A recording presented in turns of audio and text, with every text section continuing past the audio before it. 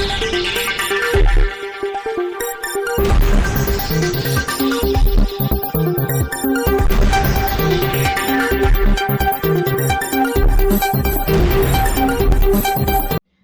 દર્શક મિત્રો, આપ જોઈ રહ્યા છો શિરોડ સમાચાર।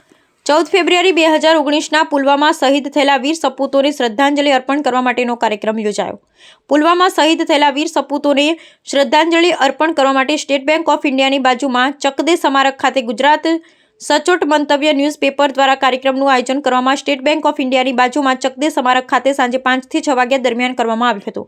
કાર્યક્રમ દરમિયાન રાષ્ટ્રભક્તિના ગીતો સાથે પુષ્પાંજલિ અર્પણ કરી કેન્ડલ માર્ચ કાર્યક્રમ યોજાયો। આ કાર્યક્રમમાં અંજાર મત વિસ્તારના ધારાસભ્ય ત્રિકમભાઈ છાંગા, પૂર્વ રાજ્યમંત્રી વાસણભાઈ આહિર, પીઆઈ ગોહિલ, શહેર ભાજપ પ્રમુખ ડેનીભાઈ શાહ, હિન્દુ યુવા સંગઠનના પૂર્વ પ્રમુખ પ્રાંતના પ્રમુખ રાણાભાઈ આહિર, શહેર પ્રમુખ ચેતનભાઈ ઝાલા, અંજાર દશનામ ગૌસ્વામી સમાજના પ્રમુખ ત્રંબકપુરી એ ગૌસ્વામી, અંજાર નગરપાલિકાના વિરોધ પક્ષના નેતા રાજેન્દ્રસિંહ ટી જાડેજા, શહેર ભાજપ મહામંત્રી અશ્વિનભાઈ ડાડા, દિંગત ધોળકિયા સહિતના મહાનુભાવો ઉપસ્થિત રહ્યા હતા।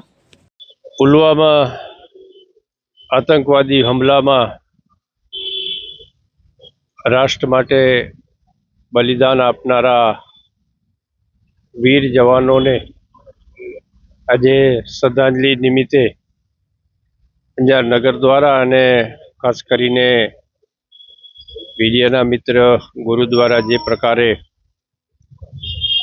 આયોજન કરવામાં આવ્યું છે, ત્યારે સૌપ્રથમ એ વીર જવાનોને રાષ્ટ્ર માટે પોતાના પ્રાણ ત્યજવા માટે એ વીરોને સતસત વંદન કરું છું। મિત્રો, રાષ્ટ્ર માટે પનાહ થઈ જવું કોઈ સામાન્ય ઘટના નથી। આટલા મોટા સમૂહમાં પણ દેશ માટે જ્યારે જવાનોએ બલિદાન આપ્યું હોય, એ જવાનોને સલામ કરીએ, એમના પરિવારજનોને, એમણે જે દેશ માટે ત્યાગ આપ્યું છે, એમના પરિવારજનોને પણ સાંત્વના આપીએ।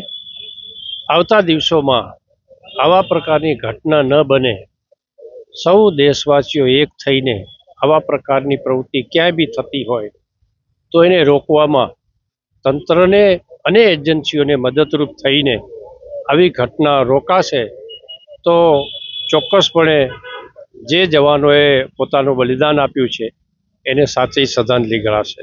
આજના દિને સૌ જવાનોને મારા સતસત વંદન। કોઈ પણ સરહદનું સંતરી એ ક્યાંક આપણે બસમાં જતા હોઈએ, ક્યાંક ટ્રેનમાં જતા હોઈએ, ક્યાંક કોઈક લાઈનોમાં ઊભા હોય તો આપણે એને જગ્યા આપીએ, એને સેલ્યુટ મારીએ, એનું મનોબળ વધારીએ અને એને ખૂબ કુદરતી કંઈક જરૂરિયાત પડે તો આપણે જરૂરિયાત પૂરી કરવામાં મદદરૂપ થઈએ। એ જ આપણી રાષ્ટ્ર ભક્તિને આપણે વરીએ। મિત્રો, આ જવાનો માટે એક જમાનામાં બોર્ડરના જવાનો માટે સરકાર દ્વારા બહુ ઓછી સુવિધાઓ હતી, પરંતુ આપણે સૌ ભાગ્યશાળી છીએ કે આ દેશના યશસ્વી વડાપ્રધાન શ્રીમાન નરેન્દ્રભાઈ મોદીએ આજે ભારતની, આપણે કચ્છની જ વાત કરીએ તો આપણો જિલ્લો સરહદી જિલ્લો છે કચ્છ, તો કચ્છના બોર્ડર સુધી વીજળી, પાણી અને બાકીની જે કંઈ આર્મીને મળતી સુવિધાઓ આપવામાં આદરણીય નરેન્દ્રભાઈ જ્યારે મુખ્યમંત્રી હતા ગુજરાતના, ત્યારથી એમણે આ શરૂઆત કરી। એક દિવસ શૂટ એન્ડ સાઇટનો આદેશ મેળવવા માટે આ દેશના જવાનોને રાહ જોવી પડતી હતી આર્મીને। આજે મિત્રો આપણે ખૂબ ઝડપથી આ દિશામાં નિર્ણાયક આપણું નેતાગીરી હોવાને કારણે આપણે આમાં સફળ થયા છીએ। એવા સૌ રક્ષક જવાનોને હું શ્રદ્ધાંજલિ આપું છું।